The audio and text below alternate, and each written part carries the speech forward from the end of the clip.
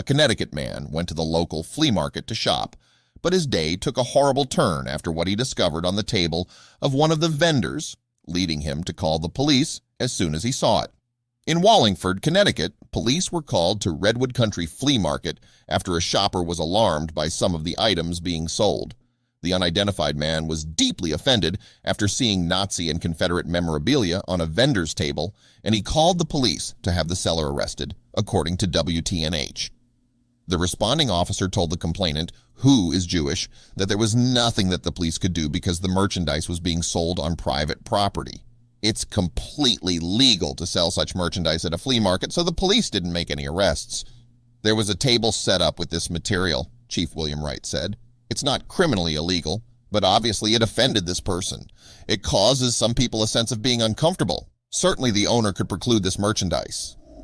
The complainant, who feared possible backlash and asked to remain anonymous, said there were German helmets with swastikas, images of Hitler, and many Confederate items among the merchandise at Redwood Country Flea Market. I was shaking and almost vomiting, he told the Record Journal. I had to run. My grandmother had numbers, he said, referring to the Nazi practice of tattooing numbers on prisoners. The Jewish man also contacted Mayor William W. Dickinson, Jr., who asked Chief Wright to determine if any laws were broken. I had to check with the chief over what is actionable and what isn't, Mr. Dickinson said. Unless something violates state or federal law, there's no jurisdiction for government to do anything. We had to ask, is it something controlled by law?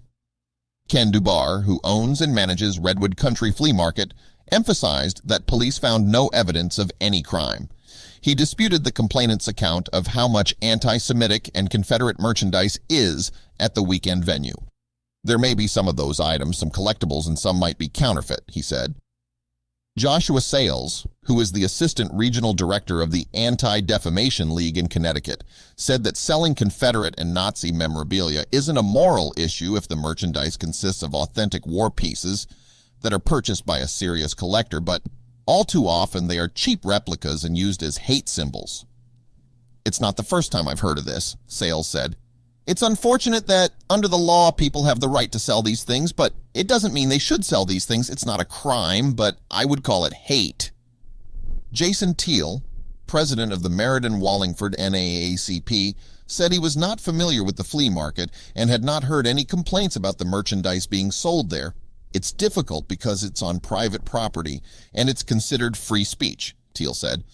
Although it should be easy for most people to be sympathetic to what a Jewish person may feel when seeing Nazi memorabilia, calling the police to report a non-crime is the wrong way to react.